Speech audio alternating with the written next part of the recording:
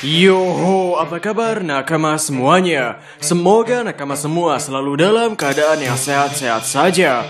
Pada beberapa chapter terakhir One Piece, kita diperlihatkan pertarungan sengit antara Zoro dan melawan komandan tertinggi bajak laut Kaido, yaitu King the Wildfire. Dan alhasil pertarungan itu dimenangkan oleh Roronoa Zoro. Dan kali ini kita akan membicarakan nama julukan yang akan didapat oleh Zoro setelah perang Wano Kuni. Baiklah, tanpa basa-basi lagi, langsung saja mari kita mulai. Kaizoku Gari no Zoro. Dari pertama kali Zoro diperkenalkan, Zoro telah memiliki julukannya yaitu sebagai Zoro si pemburu bajak laut.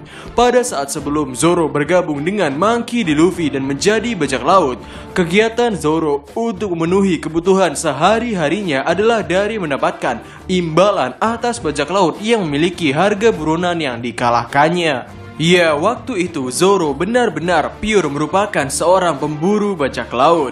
Namun sekarang setelah Zoro menjadi bajak laut bersama Monkey D. Luffy dan telah berjalan lebih dari 2 tahun, julukan pemburu bajak laut itu masihlah melekat kepada Roronoa Zoro. Padahal secara logika akan lebih alami jika julukan pemburu bajak laut itu akan hilang ketika Zoro malah menjadi bajak laut itu sendiri. Karena ketika Zoro menjadi bajak laut juga, musuh utama yang ia hadapi lebih ke angkatan laut. Namun memang pertikaian antara bajak laut di perjalanan Zoro seringkali tidak bisa terhindarkan. Namun setidaknya Zoro tidak lagi menggantungkan hidupnya pada penghasilannya dari memburu bajak laut. Jadi dari dasar ini sudah sewajarnya jika julukan ini akan lepas dari Zoro dan Zoro mendapatkan julukan yang baru, No Santoryu. Pada arc Wano Kuni ini, Zoro mendapatkan pertarungan yang cukup sengit melawan komandan tertinggi bajak laut Kaido, yaitu King. King merupakan makhluk yang bertahan hidup dari ras Lunarian yang hampir punah. Pada dasarnya, ras Lunarian ini jika dibandingkan dengan manusia memang merupakan ras yang lebih unggul, di mana mereka bisa menghasilkan api yang bisa menetralkan serangan yang mereka dapatkan. Melawan makhluk seperti itu, Zoro sempat kewalahan, apalagi salah satu pedang terkutuk yang ia gunakan yaitu Enma terlihat memberontak bahkan berniat untuk menyerap haki milik Roronoa Zoro. Namun, setelah Zoro memahami arti dari pedang terkutuk dari sosok yang pernah mengajarkannya pedang, yaitu Kozaburo, Zoro akhirnya bisa menggunakan Enma dengan lebih stabil. Dan pada saat itu, ketiga pedang yang dipegang oleh Zoro terlihat mengeluarkan asap dan petir hitam. Pada manganya terlihat juga sound effect bari-bari, di mana sound effect ini biasanya digunakan pada saat seseorang menggunakan haki rajanya. Dengan kondisi ketiga pedang yang telah terlapisi dengan haki tersebut, teknik Rengoku Onigiri yang Zoro gunakan bisa membelah batu dengan mudah. Namun pada saat itu King berhasil menghindarinya. Dan ketika King menggunakan teknik Imperial Fire Dragon of Great Guardian, di mana visualisasi serangan itu memperlihatkan naga yang terbuat dari apa. Bahkan Zoro pernah mengatakan bahwa api ini seperti magma. Alih-alih menahan serangan tersebut, Zoro malah melawan balik serangan King itu dengan teknik No Santoryu Ippaku Sanjo Hiryu Jigoku. Ya, serangan itu berhasil membelah naga api milik King dan berhasil juga menebas King itu sendiri. Di sini Zoro menggunakan teknik baru, yaitu No Santoryu, yang mana artinya adalah teknik 3 pedang Raja Neraka. Sampai saat ini biasanya Zoro hanya menyebut teknik serangannya dengan Santoryu saja atau teknik 3 pedang.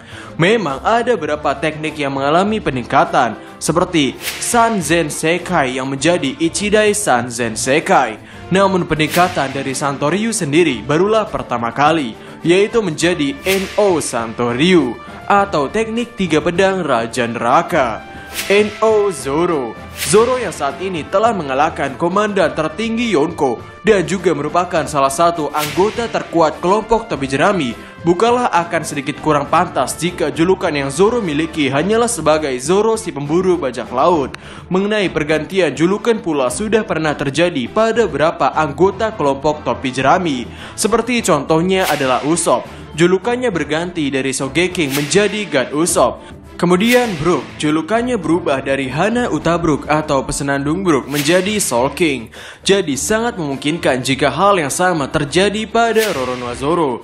Dan sangat berkemungkinan bahwa peningkatan teknik Santoryu kali ini mengindikasikan julukan selanjutnya yang akan Zoro dapatkan, No Santoryu. Dalam bahasa Jepang, kata No ini merupakan singkatan dari kata Enma Daio, yang mana dalam legenda Jepang, Enma Daio ini merupakan penjaga neraka, raja dari semua raksasa yang menghakimi orang mati. Garis jiwa mengarah ke kantornya, di mana dia memutuskan apakah jiwa pergi ke surga atau neraka.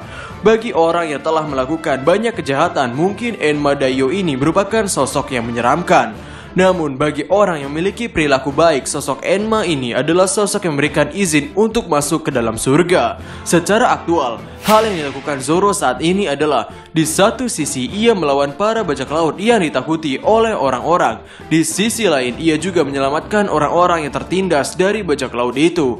Hal ini sesuai dengan tugas sosok Enma Daio, Rayleigh dan Zoro. Hal yang membuat Zoro pantas mendapatkan julukan baru khususnya adalah No Zoro adalah Rayleigh, atau orang yang juga memiliki julukan Meiyo Rayleigh sebagai tangan kanan Raja Bajak Laut. Julukan Meiyo Rayleigh atau Raja Kegelapan Rayleigh adalah julukan yang sangat pantas.